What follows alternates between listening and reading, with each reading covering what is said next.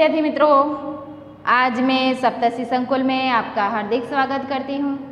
आज की हमारी हिंदी की क्लास में हम कक्षा 5 में असाइनमेंट लिखेंगे। तो हमने अगले लेक्चर में प्रकरण 1 और 2 का असाइनमेंट लिखा था, तो आज हम प्रकरण 3 का असाइनमेंट लिखेंगे। तो विद्यार्थी मित्रों, आप अपनी नोटबुक और रबर पेंसिल साथ में रखें और जो प्रश्न मैं यहाँ पे लिखाऊंगी वह प्रश्न आपको अपनी नोटबुक में लिखने हैं, ठीक है। तो यहाँ पे पहला प्रश्न दिया गया है कि निम्नलिखित प्रश्नों के उत्तर लिखिए। तो यहाँ पे आप सूचना अपनी नोटबुक में कीजिए कि निम्नलिखित प्रश्नों के उत्तर लिखिए। अब हमारा पहला प्रश्न यह है कि ऐसे कार्य बताओ जो तुम देश सेवा के लिए करना चाहते हो या करते हो। तो उनका उत्तर लिखिए कि मैं किसी के झगड़े में किसी से झगड़ा नहीं करूँगा, किसी को गाली गलौज नहीं करूँगा, मैं कूड़ा कूड़ेदान में ही डालूँगा, मैं पानी की बचत करूँगा, मैं बिजली की बचत करूँगा, मैं अच्छी तरह से पढ़ाई करूँगा, मैं अपने सारे जो काम है वह स्वयं से खुद से करूँगा और हमारे मोहल्ले में जो साफ़ सफाई का काम होता है उसमें योगदान दूंगा। इस तरह से आप देश सेवा के कार्य कर सकते हैं, ठीक है। अब दूसरा प्रश्न यह है, अगर तुम सिपाही होते तो क्या? अगर तुम सिपाही होते तो क्या करते? तो एनो उत्तर શું આવશે विद्यार्थी मित्रों कि अगर मैं सिपाही होता तो डटकर सरहदों पर रक्षा करता, सरहदों की रक्षा करता, किसी भी मुसीबत में राष्ट्र को का द्रोह न करने देता, आपत्ति के समय में अपने प्राण भी देश के लिए न्यौछावर कर देता।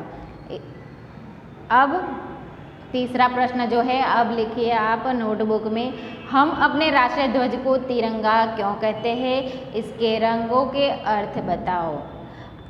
આપણે આપણા જે રાષ્ટ્રધ્વજ છે એને તિરંગો શા માટે કહીએ છીએ અને તેના તે 3 રંગ છે એ રંગનો अर्थ આપણે અહીંયા લખવાનો છે। તો હવે જુઓ, हम अपने राष्ट्रध्वज को तिरंगा कहते हैं क्योंकि इनमें 3 रंग है। क्यों कहते हैं कि इनमें 3 रंग है, इसलिए हम अपने राष्ट्रीय ध्वज को तिरंगा कहते हैं। पहला कौन सा रंग है? केसरिया, फिर सफ़ेद और हरा।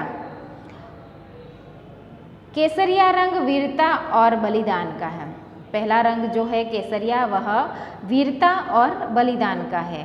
सफ़ेद रंग शांति का और हरा रंग जो है वह हरियाली एवं समृद्धि का प्रतीक माना जाता है, इसलिए हम अपने राष्ट्रध्वज को तिरंगा कहते हैं। अब हमारा जो तीसरा जो प्रश्न है, प्रश्न चौथा जो है वह लिखिए, बड़े होकर तुम क्या करना चाहते हो। आप बड़े होकर क्या बनना चाहते हो, क्या करना चाहते, वह लिखना है। तो यहाँ पे मैंने अपना उत्तर लिखा है कि मैं बड़ी होकर एक शिक्षक बनना चाहती हूँ, ठीक है। तो आप अब जो भी बनना चाहते हैं वह लिख सकते हैं, ठीक है।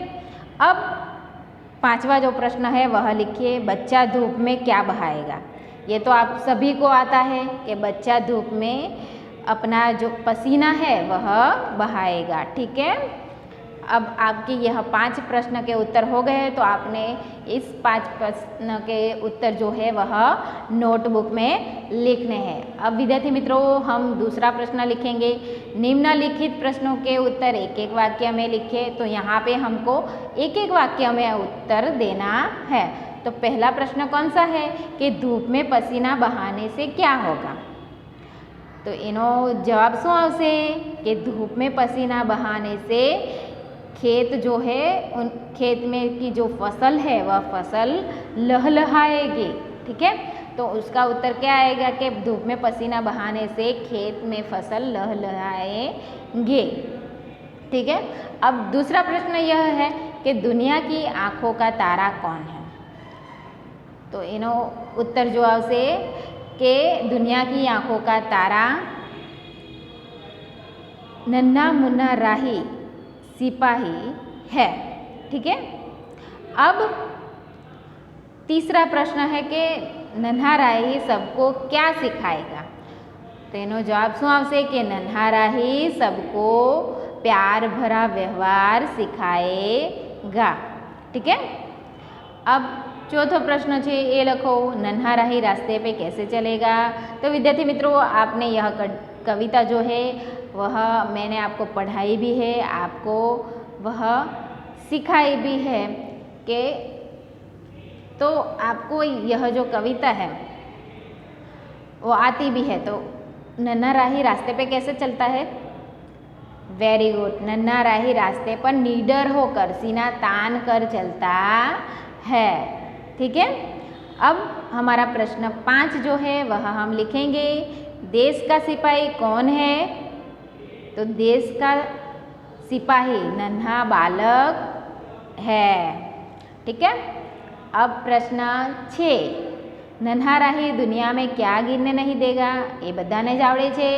एनो जवाब શું આવશે કે नन्हा राही दुनिया में बम गिरने नहीं देगा। ठीक है।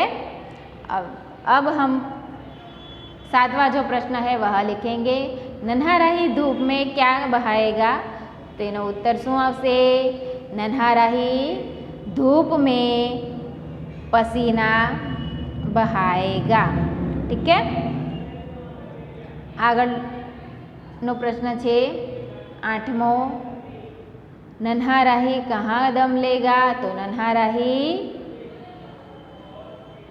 मंजिल पाए बिना दम नहीं लेगा। अपनी मंजिल जो है वह पाए बिना वह दम लेगा नहीं। अब 9वां प्रश्न जो है वह लिखिए कि नन्हा राही अपने संग क्या बोलने के लिए कहता है?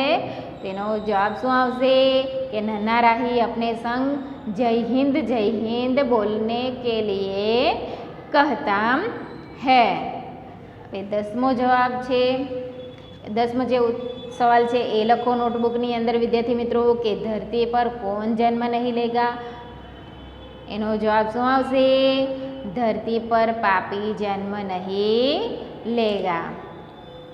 હવે જુઓ આપણે પ્રશ્ન 3 કરવાના છીએ, તો તમે સૂચના કરી દેવો પ્રશ્ન 3ની कि कोष्टक से उचित शब्द चुनकर रिक्त स्थानों की पूर्ति कीजिए। અહીંયા કોષ્ટક આપ્યા છે, એની અંદરથી આપણે એનો જે જવાબ આપતો હોય એ જવાબ ત્યાં ખાલી જગ્યાની અંદર લખવાનો છે। તો અહીંયા પહેલી ખાલી જગ્યા જે છે એ જુઓ કે લડકે ખેલ ખાલી જગ્યા है, તો ખેલ રહે है। લડકે એટલે કે શું છે? અહીંયા લડકે એટલે બહુવચન છે, તો બહુવચન में ખેલ રહે है।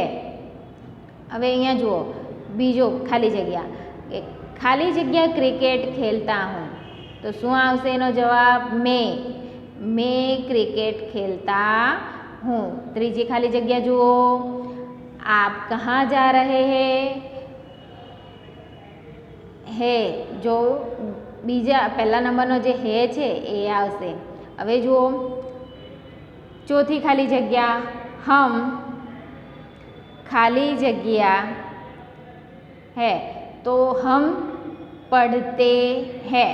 हम बहुवचन છે ને એટલે पढ़ते हैं। બીજો જે ખાલી જગ્યામાં જવાબ છે એ આવશે। હવે જુઓ ચોથી ખાલી જગ્યા જોઈ, ચોથી ખાલી જગ્યાની અંદર જુઓ, खाली जगह किताबों में आपकी किताब कौन सी है?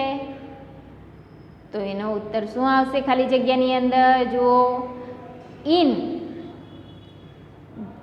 इन किताबों में आपकी किताब कौन सी है?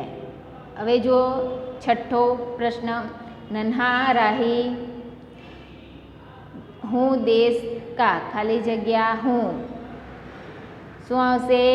सिपाही। जवाब શું આવશે? सिपाही।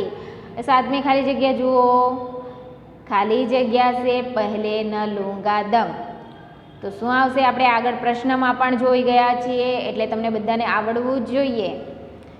તો ખાલી જગ્યાની અંદર જવાબ શું આવશે? मंजिल से पहले न लूँगा कहीं दम। હવે જુઓ આપણો 8મો खाली जगह, बड़ा होके देश का खाली जगह बनूंगा, क्या बनूंगा? सहारा, बड़ा होकर देश का सहारा बनूंगा। હવે અહીંયા જુઓ આપણે પ્રશ્ન 4 લખવાના છીએ, તો તમે પહેલે સૂચના કરી દેવો। દરેક વિદ્યાર્થી મિત્રો પોતાની પુસ્તક નોટબુકની અંદર प्रश्न 4ની સૂચના લખી દેવો કે निम्नलिखित वाक्यों का गुजराती में अनुवाद कीजिए। કરી દીધી છે દરેકે સૂચના। હવે જુઓ પહેલું આપણે અહીંયા હિન્દી આપ્યું છે, હિન્દી વાક્ય આપ્યા છે, તો એ વાક્યનું આપણે શું કરવાનું છે?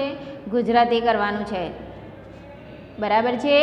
હવે જુઓ અહીંયા પહેલું વાક્ય શું આપ્યું છે કે મેરા દેશ શાંતિ કી નગરી હૈ, તો એનું ગુજરાતી શું થશે કે મારો દેશ શાંતિની નગરી છે। હવે બીજું જે વાક્ય છે એ નોટબુકની અંદર લખો, मैं दुनिया की आँखों का तारा बनूंगा, तेनु गुजराती शू थशे के हूँ दुनियानी आँखोनो तारो बनीश। Very good. हवे जुओ अहींया त्रीजू वाक्य जे छे ए नोटबुकनी अंदर लखो, मैं बड़ा होकर देश का सहारा बनूंगा, तो एनु गुजराती शू थशे? हूँ मोटो थईने देशनो आधार बनीश। હવે જુઓ એ જ રીતે તમારે આ ચોથું જે વાક્ય છે એ કરવાનું છે કે યહાં હરે હરે ખેત લહેરાએંગે, તેનું ગુજરાતી શું થશે? અહીં લીલા લીલા ખેતરો લહેરાશે। હવે જુઓ 5મું વાક્ય, मैं सबको प्यार का चलन सिखाऊंगा, એનું શું થશે ગુજરાતી? હું બધાને પ્રેમનો વ્યવહાર શીખવીશ। હવે જુઓ 6ઠું વાક્ય, ધરતી પર પાપી જન્મ લઈ લેંગે, તો એનું ગુજરાતી શું થશે કે પૃથ્વી પર પાપી જન્મ લેશે નહીં। 7મું વાક્ય લખો, मैं देश का सिपाही हूँ, तो एનું ગુજરાતી લખો કે હું દેશનો સૈનિક છું। હવે 8મું વાક્ય લખો, मेरा देश शांति की नगरी है, तो शू आवशे एनु गुजराती के मारो देश शांतिनी नगरी छे। हवे 9मुं वाक्य लखो, हमारे देश का नाम भारत है, तो एनु गुजराती शू थशे विद्यार्थी मित्रों के आपणा देशनुं नाम भारत छे। हवे 10मुं वाक्य जे छे ए लखो, बच्चे रास्ते पर बिना डरे चल पाएंगे, तो एनु गुजराती शू थशे के बाळको रस्ता उपर निर्भय थईने चालशे। तो अहींया आपणुं विद्यार्थी मित्रों आपणुं जे प्रकरण 3 छे ए 3નું असाइनमेंट अहींया पूरुं थाय छे। हवे